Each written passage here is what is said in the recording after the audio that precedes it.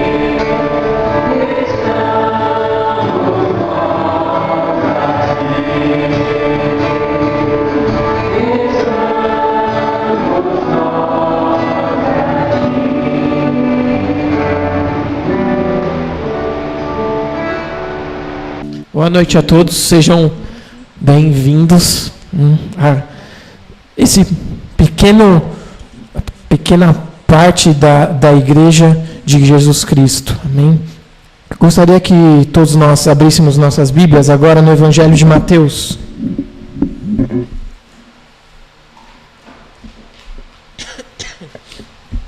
Mateus capítulo 28.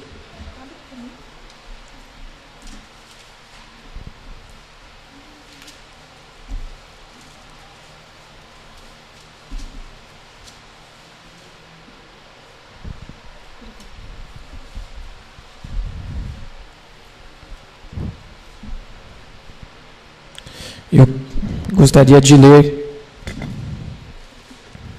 os versículos 16 a 20. Vamos ler todos juntos? Mateus capítulo 28, de 16 a 20.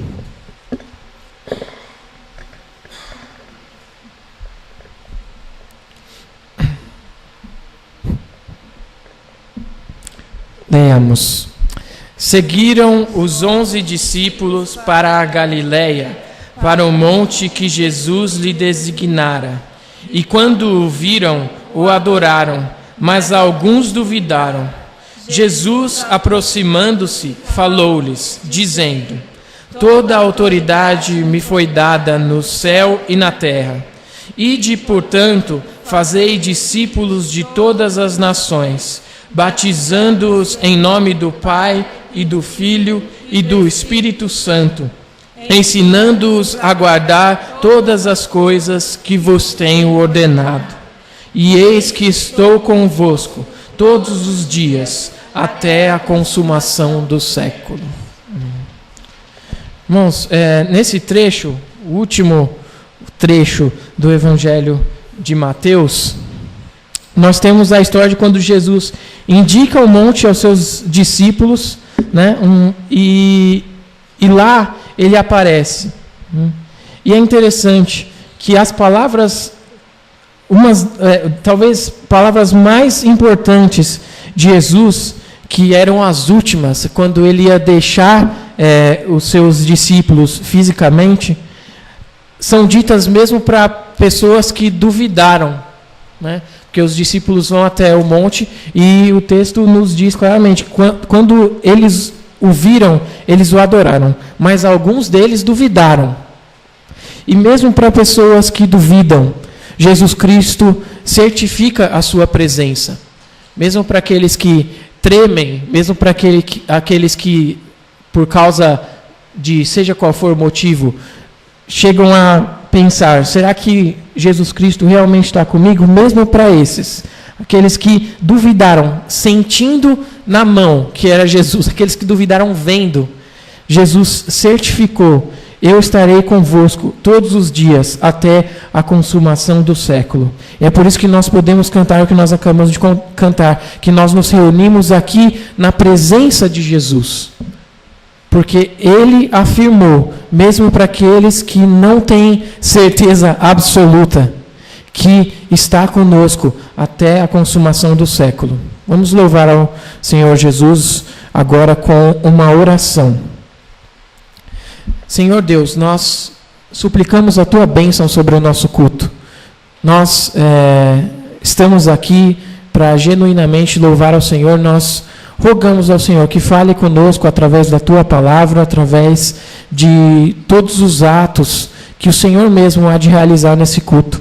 Nós pedimos que também o nosso coração seja reto, seja sincero, para que dirija louvores agradáveis, dignos do Teu nome, não por nosso próprio mérito, pela nossa excelência, pela nossa capacidade de fazer isso com tudo o que nós podemos, porque nós sabemos que muitas vezes nós não temos o coração completamente entregue ao louvor do Senhor, mas pelos méritos de Jesus Cristo, pela intercessão do Espírito Santo, nós pedimos que o Senhor nos ajude para que nós façamos justamente isso. Ergamos um louvor que seja suave aos Teus ouvidos, que seja agradável aos Teus ouvidos, e que o Senhor se agrade de nós, porque nós sabemos que o Senhor já nos resgatou das trevas para a Tua maravilhosa luz, e nós queremos, através desse culto, declarar essa verdade. Nós pedimos isso em nome de Jesus. Amém. Irmãos, vocês podem se sentar. E eu gostaria que nós abríssemos agora no Salmo 1.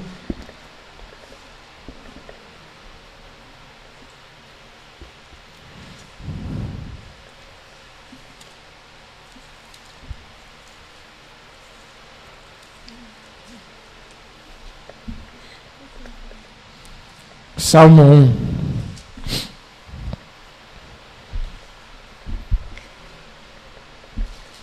Vamos ler alternadamente. Salmo 1. Diz a palavra de Deus: Bem-aventurado o homem que não anda no conselho dos ímpios, não se detém no caminho dos pecadores, nem se assenta na roda dos escarnecedores. Antes o seu prazer está na lei do Senhor, e na sua lei medita de dia e de noite. Ele é como árvore plantada junto à corrente de águas, que no devido tempo dá o seu fruto, e cuja folhagem não murcha, e tudo quanto ele faz será bem-sucedido. Os ímpios não são assim, são, porém, como a palha que o vento dispersa. Por isso, os perversos não prevalecerão no juízo, nem os pecadores na congregação dos justos. Pois o Senhor conhece o caminho dos justos, mas o caminho dos ímpios perecerá. Mas a palavra de Deus nos afirma constantemente que ela é luz para nós, que ela é luz para os nossos caminhos, lâmpada para os nossos pés, que ela é suficiente para nos guardar, nos orientar e nos guiar em toda a boa obra, nos fazer aptos para realizar toda a boa obra diante de Deus. É isso que nós lemos na sua palavra. Mas, ao mesmo tempo, nós lemos muitas advertências para que nós não sigamos o conselho de tolos, de ímpios, de pecadores, de escarnecedores, como diz o Salmo 1. O problema é que muitas vezes nós fazemos isso, nós desprezamos o conselho do Senhor Deus, sábio, justo, puro, mais doce do que o mel, segundo a própria palavra de Deus. E nós nos entregamos aos conselhos de homens que são ímpios, pecadores, escarnecedores. Aqueles cujos conselhos nos guiarão para decisões erradas, decisões que não agradam ao Senhor. Nós temos milhares de exemplos desse tipo de decisão na nossa própria vida, muitas vezes. A grande questão é que Deus, nos tendo salvo, ainda não nos aperfeiçoou por completo, né? Nós sabemos que nós temos essa pequena dificuldade de não termos sido completamente regenerados ainda. Nossos corpos ainda são falhos.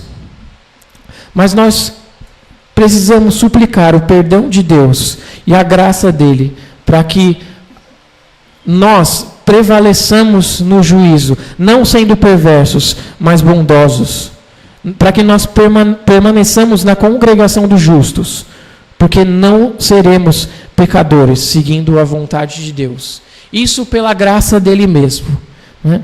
Então eu gostaria de usar esse tempo para que nós suplicássemos o perdão de Deus, garantido a nós por Jesus Cristo, com certeza pelo poder no seu sangue, e gostaria que nós usássemos esse tempo principalmente para agradecer ao Senhor pelos conselhos que Ele nos fornece na sua palavra. Vamos orar e depois disso cantaremos um hino.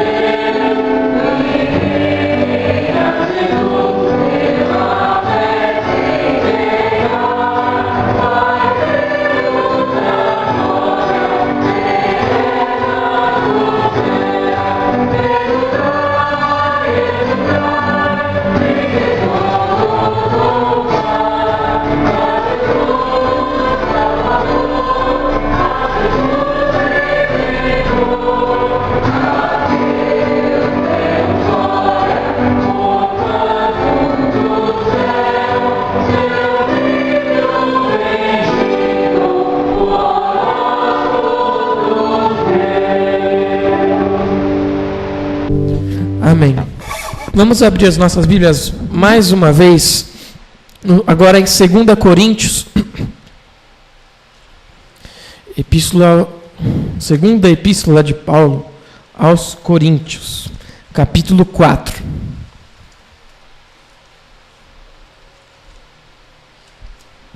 Segunda Coríntios 4, versículos do verso 1 ao verso 6.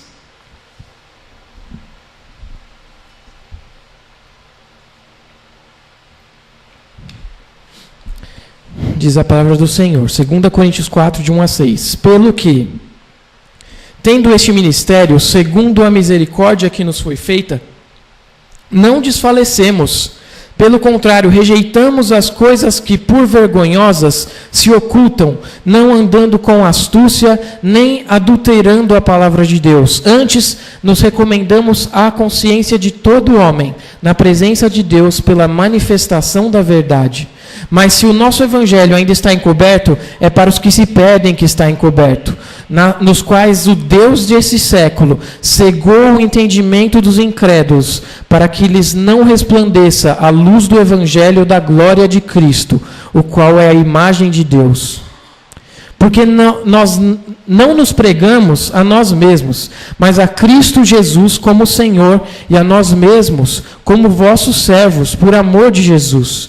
Porque Deus que disse, das trevas resplandecerá a luz, Ele mesmo resplandeceu em nosso coração, para a iluminação do conhecimento da glória de Deus na face de Cristo.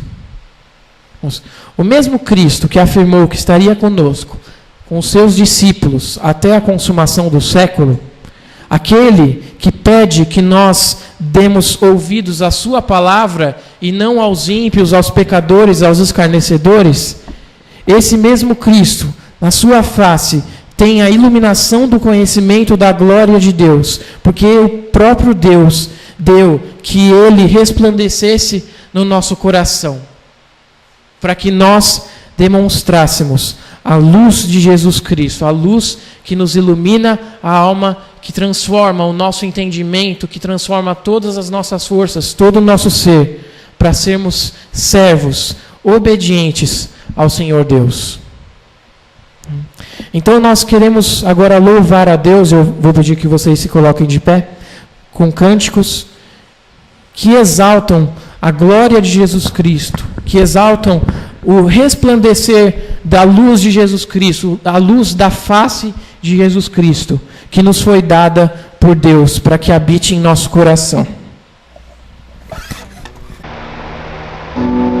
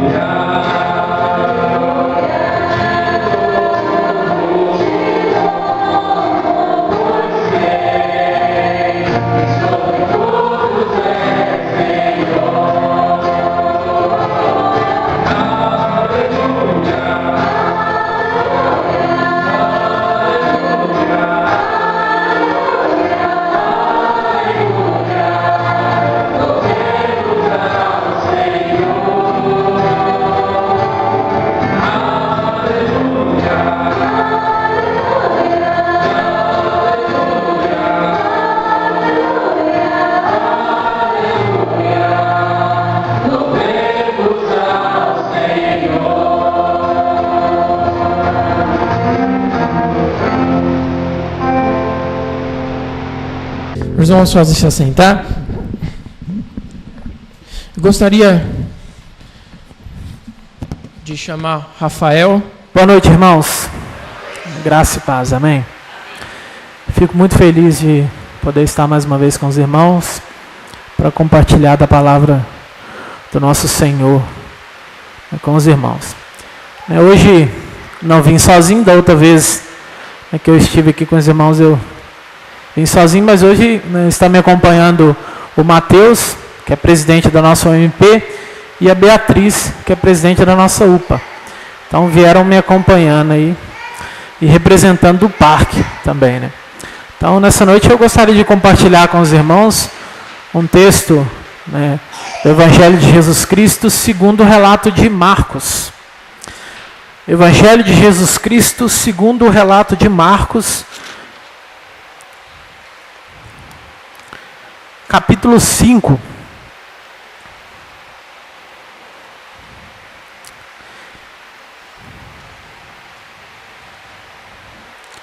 Evangelho de Jesus Cristo segundo o relato de Marcos, capítulo 5. Nós iremos ler a partir do versículo 21, do versículo 21 ao 43.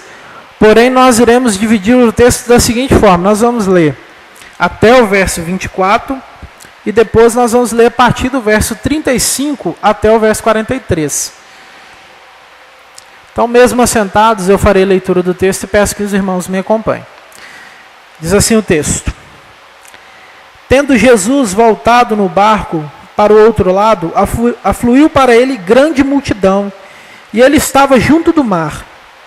Eis que se chegou a ele um dos principais da sinagoga, chamado Jairo, e vendo-o, prostrou-se a seus pés, e insistentemente lhe suplicou: Minha filhinha está à morte, vem, impõe as mãos sobre ela, para que seja salva, e viverá. Jesus foi com ele. 35. Falava ele ainda quando chegaram alguns da casa do chefe da sinagoga, a quem disseram: Tua filha já morreu, por que ainda incomodas o mestre? Mas Jesus, sem acudir a tais palavras, disse ao chefe da sinagoga: Não temas, crê somente. Contudo, não permitiu que alguém o acompanhasse, senão Pedro e os irmãos Tiago e João. Chegando à casa do chefe da sinagoga, viu Jesus o alvoroço, os que choravam e os que pranteavam muito. Ao entrar, lhes disse: Por que estáis em alvoroço e chorais? A criança não está morta, mas dorme. E riam-se dele. Tendo ele, porém, mandado sair a todos, tomou o pai e a mãe da criança e os que vieram com ele, e entrou onde ela estava. Tomando-a pela mão, disse: Talita cumi, que quer dizer: Menina, eu te mando, levanta-te. Imediatamente a menina se levantou e pôs-se a andar, pois tinha 12 anos. Então ficaram todos sobremaneira admirados. Mas Jesus ordenou-lhes expressamente que ninguém soubesse e mandou que dessem de comer a menina. Feche seus olhos, vamos orar mais uma vez. Santo Deus, nós louvamos o Senhor, Deus, pelo privilégio que temos nessa noite de mais uma vez, Deus, ouvir a Tua voz, Pai Santo. Deus Santo, que o Senhor possa, Deus, aplicar, Deus, o Teu texto à nossa vida nesta noite, Pai Santo. E que no auxílio do Teu Espírito Santo, Deus, eu possa expor esse texto, Deus, conforme, Deus, tudo que está, Deus, escrito aqui de forma fiel, Pai Santo. Aplica, Deus, a Tua palavra, Deus, no nosso coração.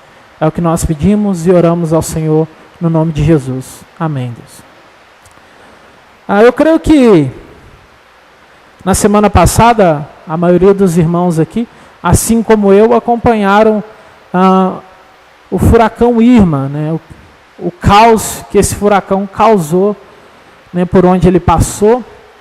E eu acompanhando direto, sempre atualizando para saber mais informações, eu vi que o furacão Irma tocou a costa da Flórida às 3 horas da tarde, né, do domingo, causando um grande estrago ali, causando um grande estrago também no Caribe, onde ele passou e deixou 28 mortos. E quando a gente pensa nesse estrago que esse furacão provocou e a força, né, que esse furacão tem, a gente precisa pensar também quem está por trás disso tudo, né? A pessoa que tem o poder de controlar isso tudo. Porque por mais que às vezes a gente olhe para algo da natureza com essa força, a gente precisa lembrar que existe um Deus que está por trás disso e que Ele tem total controle sobre tudo isso. E a gente precisa pensar também que por onde Ele passou, embora todos nós tenhamos acompanhado toda essa tragédia, por onde Ele passou, Ele deixou muitas famílias, né, de luto. Porque no Caribe mesmo, onde foram 28 pessoas, essas pessoas que ficaram enlutadas, né? E é interessante a gente pensar sobre isso, porque a gente percebe que existe um Deus que está por trás disso tudo, que controla toda essa força, e que existe um Deus que nesse momento de luto dessas pessoas, e que nos momentos de dificuldade de nossa vida, é um Deus que é a nossa esperança. O texto que nós lemos, ele fala exatamente sobre isso. Ele fala sobre um homem que, de certa forma, estava enfrentando um momento de dificuldade na vida dele. Né? A gente pode se dizer aqui que talvez o furacão tenha chegado, né, à casa de Jairo, porque Jairo tinha uma única filha, e essa filha dele agora estava doente, estava já quase morrendo, e ele precisa então de uma ajuda. E ele, nesse ato de desespero, ele vai até Jesus Cristo. E é interessante como Marcos ele relata tudo isso. Porque Marcos ele nos apresenta aqui no capítulo 5, um Jesus que tem autoridade sobre o reino das trevas, um Jesus que tem autoridade sobre doenças e um Jesus que tem autoridade sobre a própria morte. Se os irmãos conferirem no capítulo 4... Se você virar no capítulo 4, no finalzinho do capítulo 4, você vai ver que Jesus ele acalma uma tempestade, mostrando que Jesus também tem poder sobre a natureza, sobre a força da natureza. Toda a autoridade foi dada a ele. Autoridade sobre a natureza, sobre o reino das trevas, sobre doenças e sobre a própria morte. E o texto termina, o capítulo 4, ele termina com uma pergunta dos discípulos. E é interessante como Marcos destaca isso aqui. E termina assim, falando sobre os discípulos. E eles, possuídos de grande temor, diziam uns aos outros: quem é este que até o vento e o mar lhe obedecem? Quem é este? Quem é este? E Marcos, no capítulo 5, vai nos responder quem é ele. Esse é Jesus Cristo, aquele que é a esperança dos desesperados. Ou aquele que é a esperança daqueles que não têm mais esperança. E ele começa falando, retratando sobre um homem que estava endemoniado há muito tempo, que eles já haviam prendido esse homem várias vezes com cadeias, e esse homem sempre arrebentava suas cadeias, ficava vagando pelo cemitério, se cortando, e causava medo na população daquela cidade, e também, de certa forma, um certo desconforto para a família, porque a família já não sabia mais o que fazer. Então a gente vê aqui um homem que, ninguém mais tinha esperança para ele, todos já haviam, o abandonado, já não tinha mais o que fazer por esse homem. E Jesus Cristo chega até esse homem que ninguém mais tem esperança, e Jesus se mostra a esperança desse homem. E aqui no versículo 21, Jesus se mostra a esperança de um pai que está ali com a sua filha doente, sua filha está quase morrendo, e esse homem então chega até Jesus Cristo. E o texto segue dizendo assim: tendo Jesus voltado no barco para o outro lado, afluiu para ele grande multidão, e ele estava junto do mar. E a gente entende aqui que Jesus ele é a esperança dos desesperados, porque Jesus vem até nós. Você percebe que Jesus ele estava na outra margem, no início do capítulo 5, que é quando ele cura esse endemoniado. Então ele vai lá, cura o endemoniado, pega os demônios pedem para que ele permita que eles entrem numa manada de porcos que estavam pastando. Eles entram, esses porcos pulam um precipício, assusta todo mundo da cidade, o povo expulsa Jesus dali, Jesus atravessa para outra margem, e nesse exato momento aqui, Jesus ele estava conversando com os discípulos de João Batista. Os discípulos de João Batista chegaram para Jesus e eles tinham uma dúvida. A dúvida deles era por que eles e os fariseus jejuavam e os discípulos de Jesus não jejuavam. Era o problema aqui que estava em discussão. Então Jesus está ali conversando com os discípulos de João Batista e explicando para ele. Então a gente entra lá naquele contexto onde Jesus Cristo fala sobre o noivo.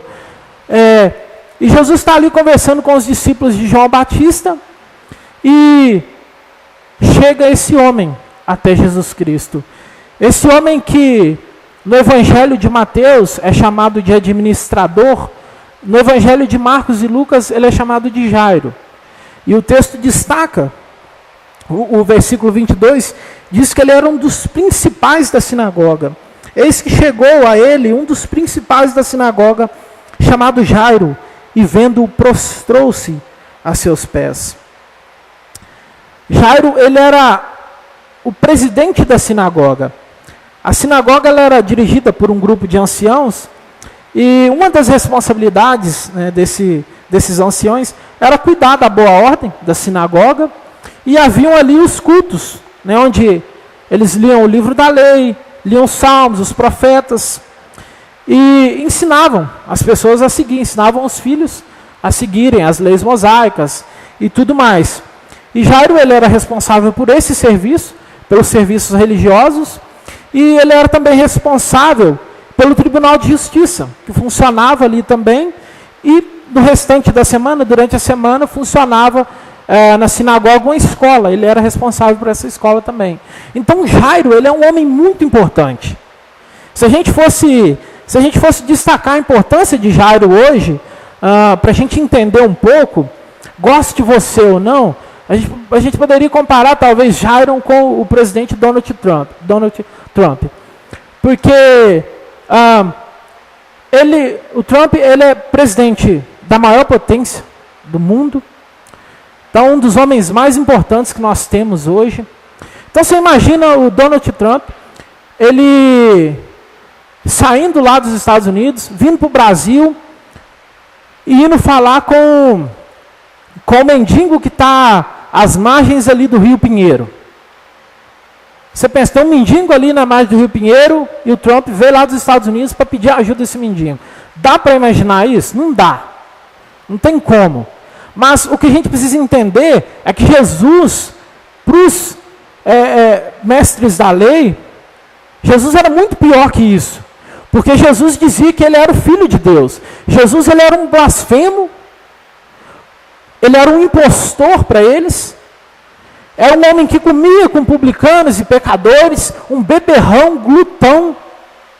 A última pessoa que você deveria procurar para os mestres da sinagoga era Jesus Cristo. Não passava pela cabeça de um mestre da sinagoga procurar Jesus Cristo. E Jairo procura exatamente esse homem. E você percebe que Jairo, então, ele tem que quebrar toda essa barreira. Jairo, ele precisa quebrar a barreira do seu status. Porque, de certa forma, se você olhar, naquele tempo, um presidente da sinagoga, ele era um homem muito bem servido. Provavelmente ele tinha ajuda de muitos médicos. Era um homem que tinha uma aceitação muito grande dentro da sociedade, um homem que tinha uma influência muito grande dentro da sociedade, e que provavelmente qualquer pessoa que ele pedisse ajuda, iria ajudá-lo, estaria pronto a ajudá-lo. E esse homem vai exatamente atrás de Jesus Cristo. Ele tem que quebrar essa barreira, esquecer tudo aquilo que os amigos da sinagoga, os outros mestres ali da sinagoga iriam pensar ou cogitar a respeito dele, e vai até Jesus. E o texto diz que ele não só vai até Jesus, mas ele se prostra aos pés de Jesus. E é interessante a gente pensar sobre isso também, porque o ato de se prostrar aos pés de alguém era algo que só era feito perante o rei. Você só fazia isso perante os reis ou imperadores.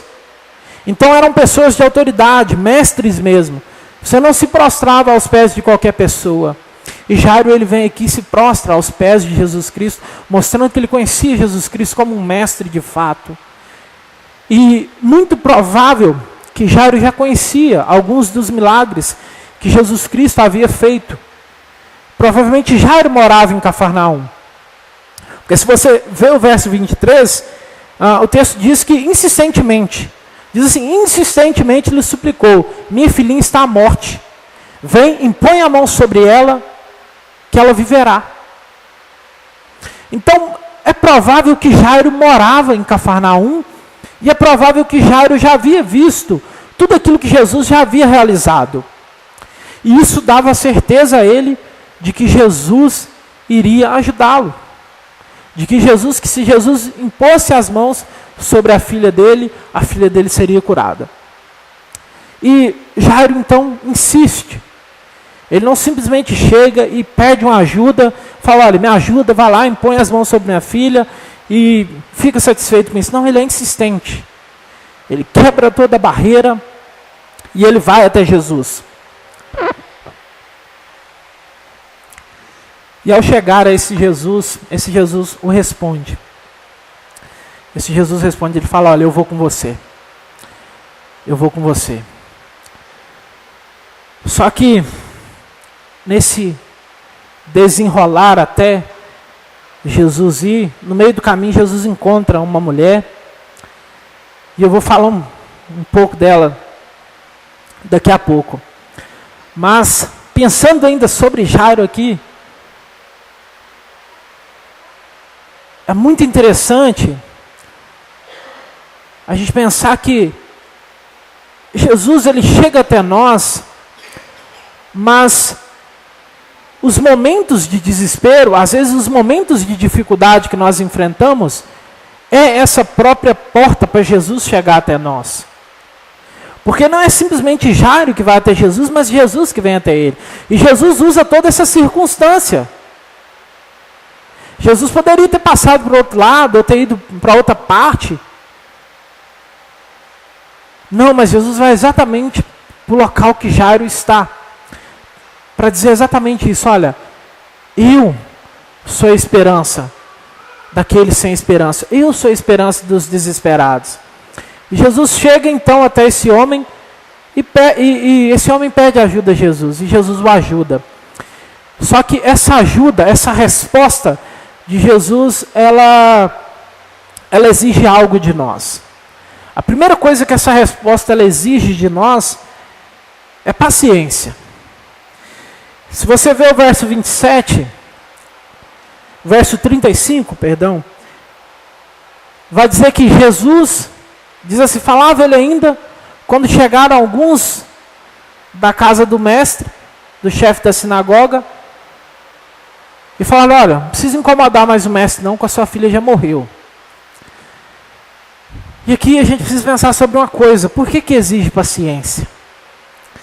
Por que em momentos de desespero, Jesus exige paciência da gente?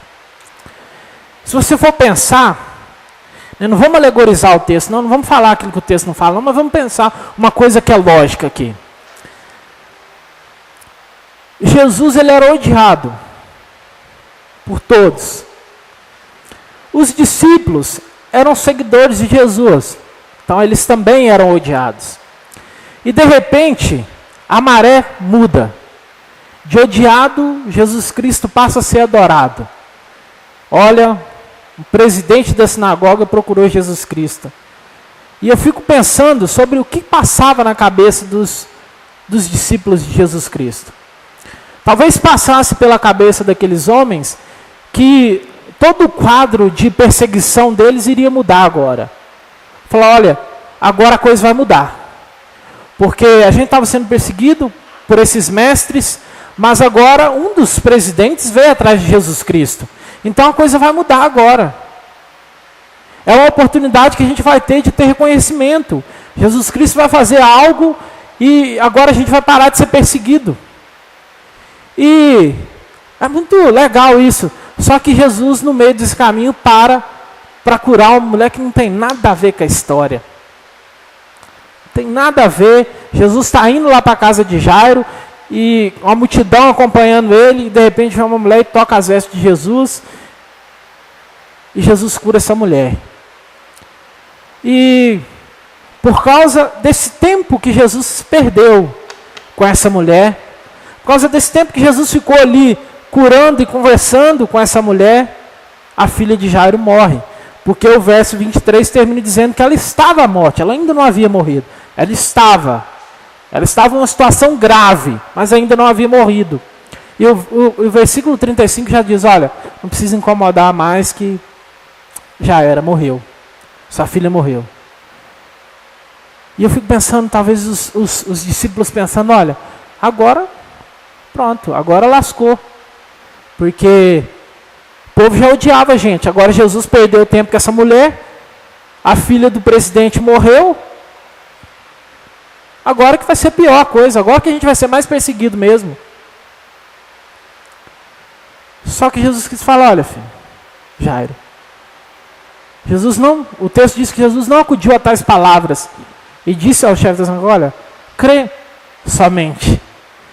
Jairo, ele poderia ter agido pelo impulso emocional do momento, de saber que a sua filha havia morrido, então talvez brigar com Jesus Cristo, falar alguma coisa contra Jesus Cristo, na emoção ali, no calor do momento de ter recebido a notícia que a sua filha morreu, e saber que a sua filha morreu porque Jesus ficou perdendo tempo com outra pessoa. Mas não, Jesus exige dele, fala, olha, você tem que ter paciência. A gente precisa ter paciência.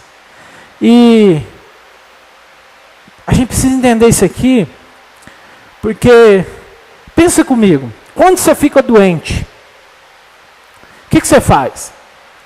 Você ficou doente, o que você faz? Você se medica. Não é isso que a gente faz?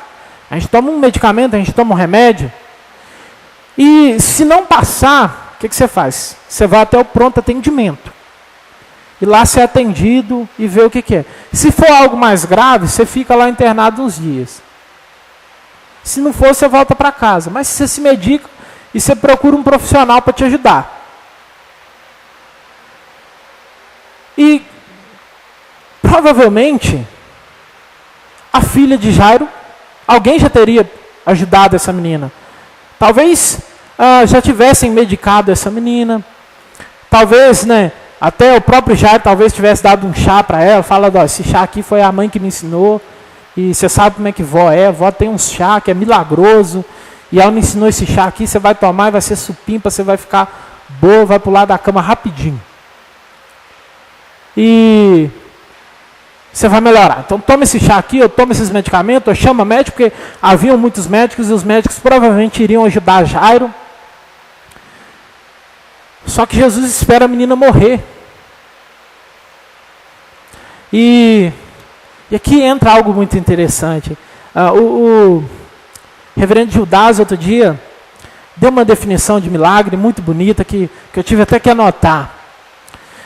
Ele falando sobre milagre, ele falando do quanto que a gente olha para o sol, nascendo todo dia, e fala, olha, isso é um milagre. Só que isso não é milagre, irmãos. Isso é natural, o sol nasce todos os dias.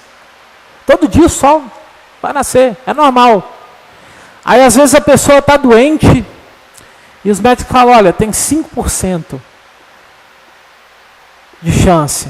Aí a pessoa recupera. Aí você fala, é um milagre. Não, não é um milagre, tinha 5% ainda. Não é um milagre, 5% ainda. Agora, quando os médicos falam, olha,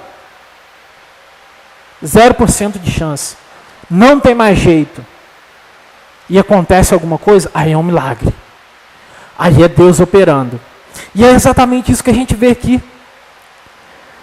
Não tem como as pessoas, não há argumentos. As pessoas não poderiam, se Jesus Cristo fosse lá e curasse a menina enquanto a menina ainda estava doente, as pessoas poderiam cogitar várias possibilidades. Será que não foi os medicamentos? Será que não foi o chá? Será que não foi alguma coisa? Será que não é porque benzeu com a ruda? Será que não é por causa disso que a menina melhorou? Mas não, agora ela está morta, acabou, não tem mais jeito. E Jesus então espera todo esse tempo, que é o tempo que exige paciência de nós, para ir lá e fazer algo tremendo. E isso é perfeito demais. A gente entender isso, a forma que Jesus Cristo trabalha. Às vezes, em momentos de desespero, Cristo ele vem até nós, ele é a nossa resposta, ele exige de nós essa paciência, porque às vezes a gente está esperando uma coisa de Cristo, mas Jesus sempre vai nos surpreender com algo maior. Jairo simplesmente esperava que Cristo fosse lá e curasse a filha dele. O que Jesus faz? Jesus vai lá e ressuscita a filha dele. E o texto segue dizendo, no verso 36, dizendo, olha, mas Jesus, sem acudir a tais palavras, disse ao chefe da sinagoga, não temas, crê somente. Jesus, ele é a esperança dos desesperados, porque ele vem até nós, porque ele é a nossa resposta. A resposta de Jesus exige de nós paciência, mas a resposta de Jesus também exige de nós fé. Porque uma coisa é você ter paciência, e outra coisa é você ter fé. Até então, Jairo ele tinha que ter paciência, porque a filha ainda estava viva, era só ir lá curar, era só esperar Jesus ir lá, era só não agir pela emoção, não agir pelo calor do momento. Mas agora, Jairo precisa ter fé. E ter fé é você crer naquilo que os seus olhos ainda não contemplaram. É você crer em algo que você não pode ver ainda, que você não pode contemplar. E agora Jairo precisaria ter fé e crer que Jesus iria fazer alguma coisa. E é exatamente isso que esse homem tem. Esse homem crê em Jesus Cristo e eles vão então até a casa dele. E o verso 37 segue dizendo, contudo não permitiu que alguém o acompanhasse, senão Pedro e os irmãos Tiago e João. Chegando à casa do chefe da sinagoga, viu Jesus o alvoroço, os que choravam e os que pranteavam muito. Por Jairo ser alguém muito importante, havia nessa ocasião aquelas pessoas que adoram aproveitar da desgraça dos outros, sabe? E a casa de Jairo estava lotada. Então era muita gente que foi só porque era Jairo. Olha, o presidente da sinagoga, vamos lá. De repente a gente vai lá, a gente dá alguma palavra para ele e a gente consegue a mensalidade da menina na escola, não vai precisar pagar mais. Vamos lá. E foi um monte de gente interesseiro lá. Por isso que Jesus pega e coloca todo mundo para fora. Porque era muito comum, nesse tempo, as pessoas contratarem pessoas para chorar nos velórios. Então, a pessoa morria, você ia e contratava alguém para chorar lá.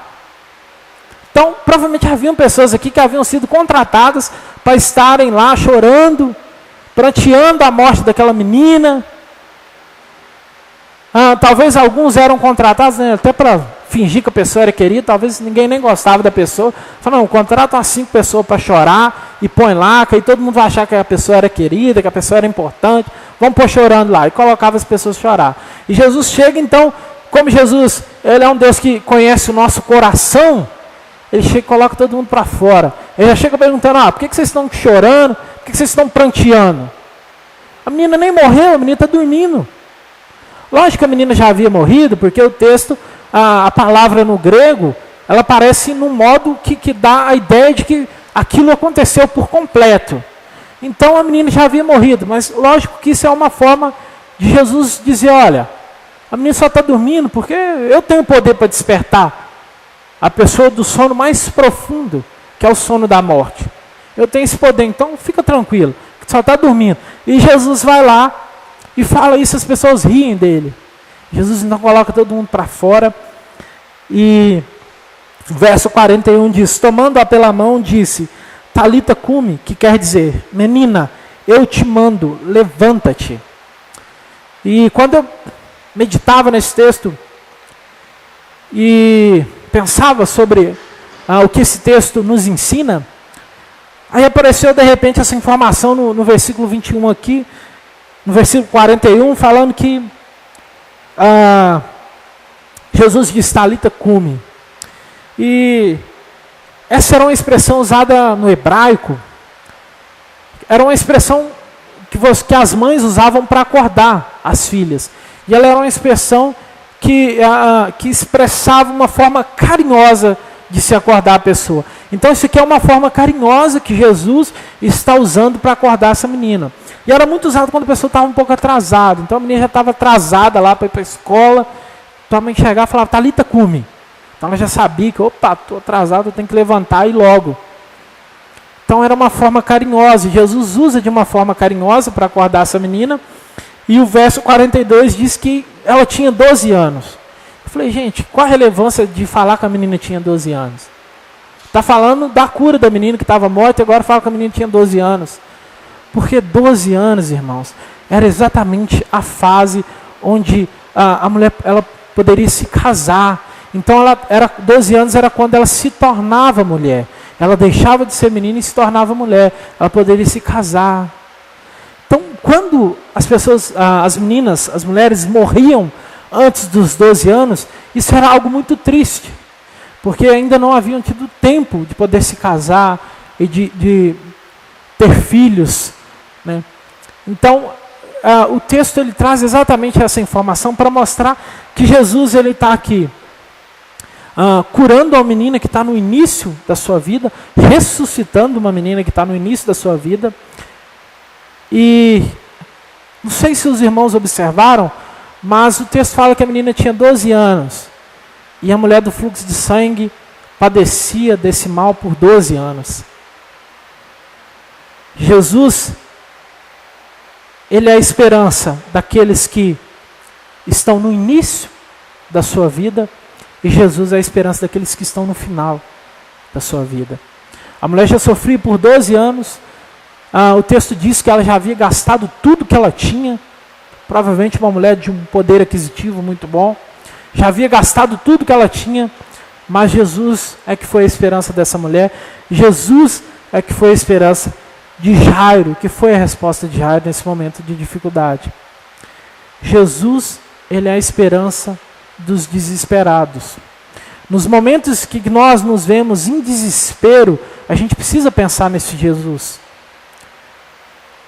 O nosso país ele não é preparado para furacão. Por quê? Porque nós não temos furacão aqui, graças a Deus. Mas se ocorresse um fenômeno, se nós tivéssemos um furacão aqui no nosso país, em São Paulo, imagina, as nossas casas não são preparadas, irmãos. Então, provavelmente ele passaria e levaria tudo. E aí, diante disso, você pode confiar na sua casa, com paredes, ou você pode confiar naquele que tem autoridade sobre a força da natureza. Ou você confia em Jesus. Nos momentos de desespero, nós precisamos confiar em Jesus Cristo. Mas o grande ensino que esse texto nos traz também, e que esse eu gostaria, para concluir, eu gostaria que os irmãos se lembrassem.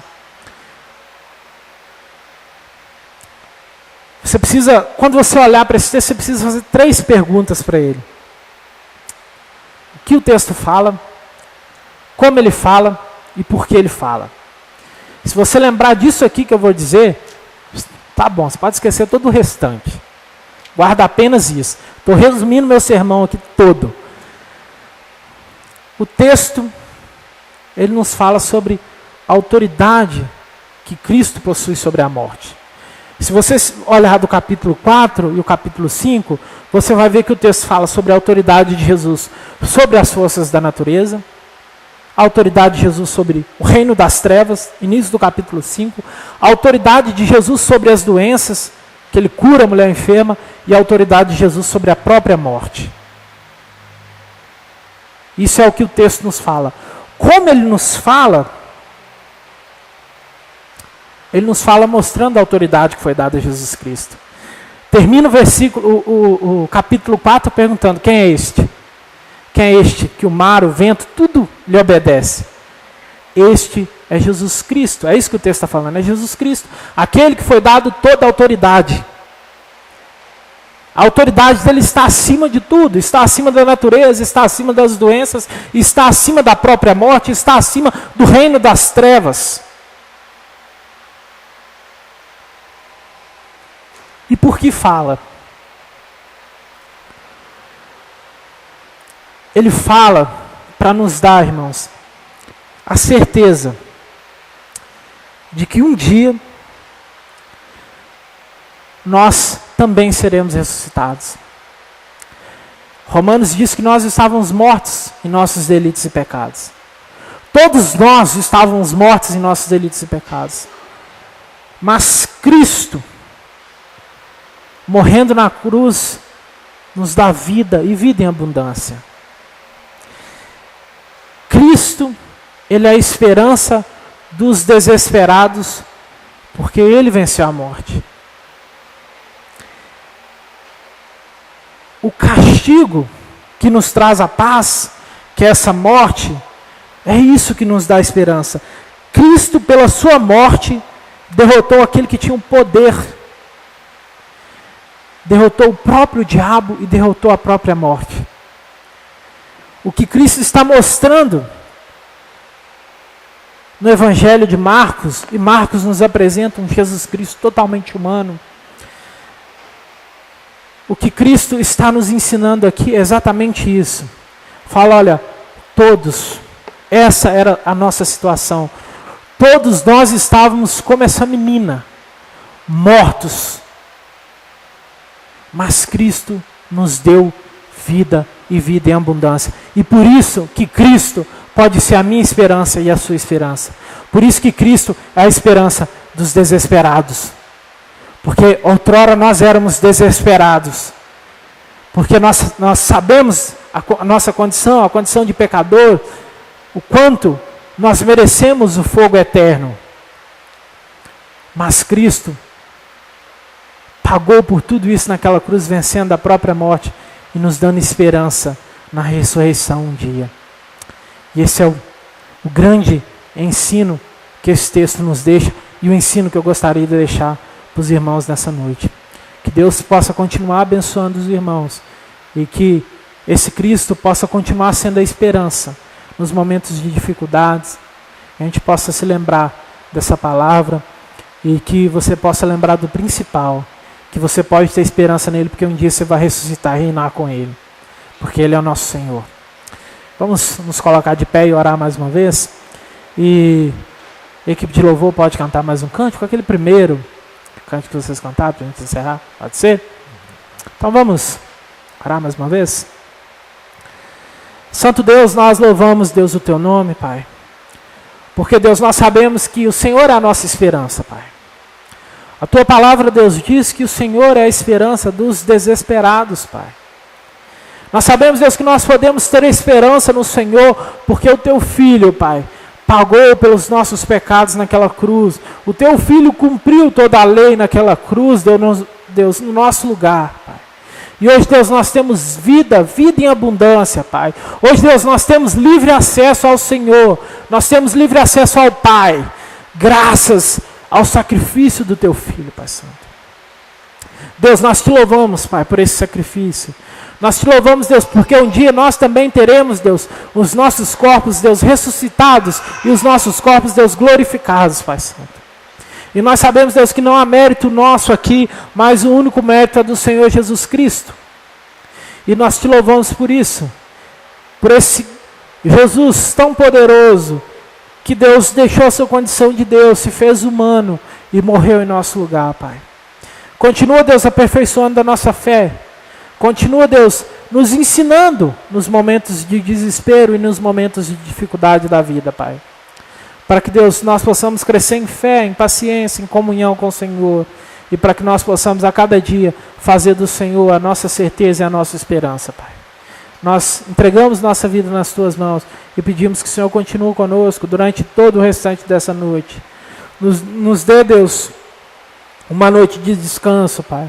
Para que amanhã nós possamos estar mais uma vez aqui cultuando ao Senhor e rendendo, Deus, todo o louvor, toda a glória e honra que somente o Senhor merece, Pai Santo. Nós te louvamos por tudo, Deus, e oramos assim no nome de Jesus. Amém, Deus.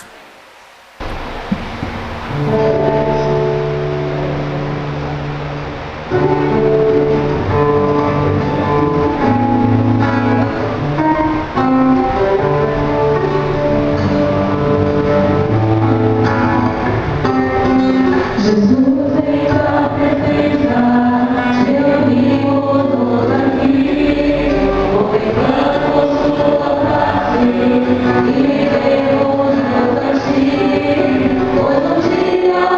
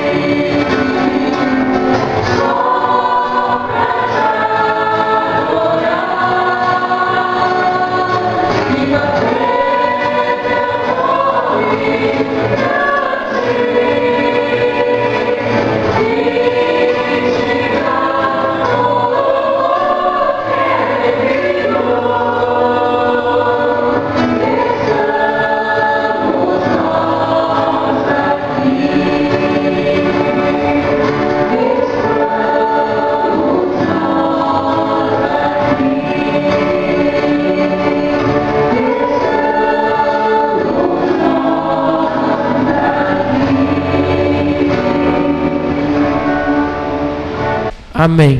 Muito obrigado pela presença de vocês.